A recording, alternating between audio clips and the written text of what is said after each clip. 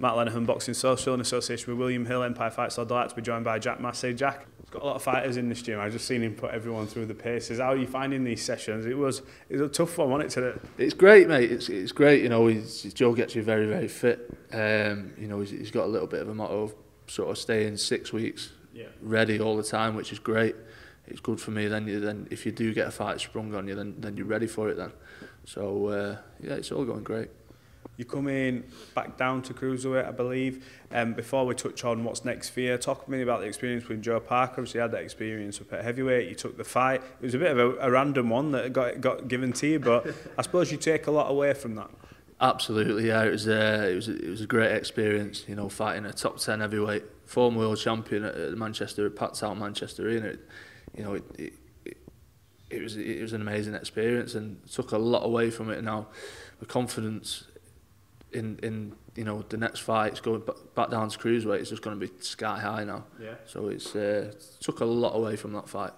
In terms of the result, obviously it didn't go your way, but before the fight, I mean, a lot of people, supposed experts, were writing you off completely, and you managed to go. You know, this was someone like that. Was that sort of, although you didn't get the victory, was that like a bit of a, you know what, it's pretty good for a first heavyweight? Yeah, it was a win-win fight, and we knew that from the start. You know, no matter what happens, it's up at heavyweight. It was never our intention to go up to heavyweight at the time. Probably look towards that at the back end of my career, but we had the fight put our way with 6 weeks' notice, and it was a massive opportunity that we couldn't turn down. So we took it, and it was a win-win. You know, people were saying, "Oh, he's going to get stopped in 4 to 6 rounds." Yeah. People that knew me knew what I was about and knew that I was, you know, tough enough to last the fight out and even, you know, put on a good performance, which I did. I think I made a good account of myself in the fight. Went 10 rounds with a big heavyweight and you know, did bits myself. And you know, there's no regrets. You know, could have let the right hand go a little bit more. I caught him with it a couple of times in the first round. Made his legs buckle a little bit, but it's harder. A lot of we were talking about it today with some of the lads, you know, saying he should have thrown that right hand, but when you're in there, it's different. You know, you're thinking of what's coming back when you do throw that right hand, whether it's a big left hook over the top or whatever. So it's a different ball game when you're in there. But we took a lot away from the fight and on to the next back at Cruiserweight. Cruiserweight, now the division's flying at the minute. We've seen what Boxer are doing. They've put Okolie in with CBS at Bournemouth. There was talks of that Gallagher fight. I can see Jose in the background. Where are you at, like in terms of these big fights? Have you got another fight with Boxer? Are they going to put you back on? What's the sort of deal with you? Listen, we're a free agent at the minute, so we'll see what comes our way. See what fights we can make. But it's a very, very exciting. I'm looking forward to being in the mix, getting fights made with your likes of your Billam-Smiths, Riatpors and Okolie's. Obviously Billam-Smith and Okolie fighting on the 27th of May. Yeah. Looking forward to watching that fight. I'll probably go down to it if the baby hasn't arrived by then. So, yeah, Mrs. is due on the 12th of June, so we'll try and get down there. But I'm looking forward to watching that and seeing the outcome. But being in a mix with them sort of guys, domestically as well, it's great.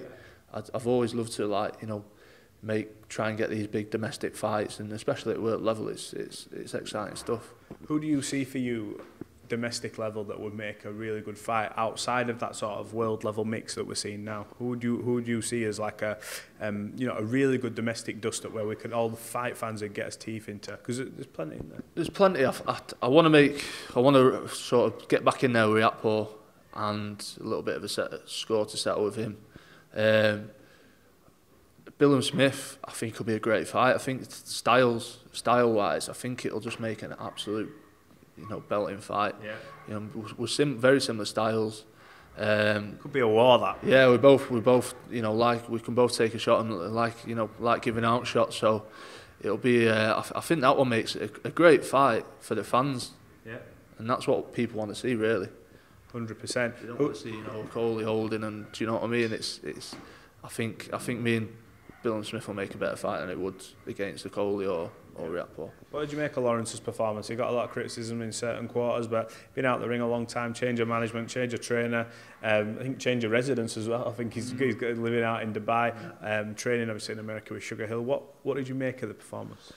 Yeah, it was a shabby performance. It wasn't great. I was there on the night. I was sat ringside. I actually got up and left halfway through round 11.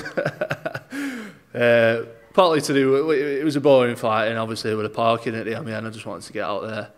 Didn't want to get stuck in there all night, but yeah, it was a terrible performance. But it is what it is. He's very good at what he does, and it's hard to say when you haven't been in there, but it's very awkward. He's very good at what he does. Whether it spoils fights, and that's what he's great at doing. He spoils it, makes it awkward for people, and tees that right hand up and lets it go and catches people with it. What do you make of Okolie and CBS? And where does if you had to put your money down, who wins the fight? Obviously Lawrence punches like a mule. We've seen that he does carry that power, and many talk about him moving up to heavyweight as well. But CBS is, he's progressing really nicely. He's had some good wins on the way to this world title shot. How do you see that fight going in terms of clash of styles and who's got the edge?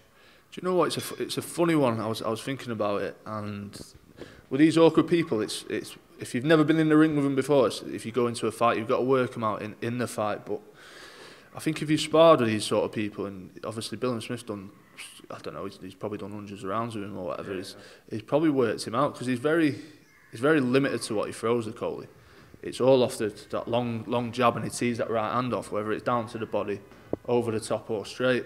Doesn't throw many left hooks. Not really an inside fighter either, and he's not really hard to. He is hard to work out if you've never been in with him before. Yeah. But I think I can see Billam-Smith getting to him, to be honest. Yeah. I can really see him, because that last fight, he sort of got to him at times and caught him with shots here and there. But I can see Billam-Smith getting to him a little bit.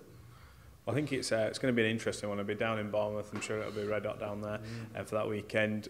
We look forward to seeing you back out now that you're back down at your proper weight division. You've so many big fights coming up, so we'll wait with anticipation for an announcement, and we'll catch up hopefully on your next fight week. But hopefully it's a big fight for you. Yeah, so definitely we'll get a big fight soon. Summertime, we'll have to sort of see where we're at with the baby due, but we'll have something soon. Just touch on this before you go. How excited are you about becoming a dad? Absolutely buzzing, yeah. A little baby girl, so over the moon, mate. Can't wait. Well, congratulations. It'll definitely put life into perspective for you, pal. I can speak. Putting food on the table now, so it's extra bit of grit in the teeth. Absolutely. Well, look, Jack, always appreciate talking to you. You always give us some of your time. We look forward to seeing you back out. Thank you very much, mate. Cheers.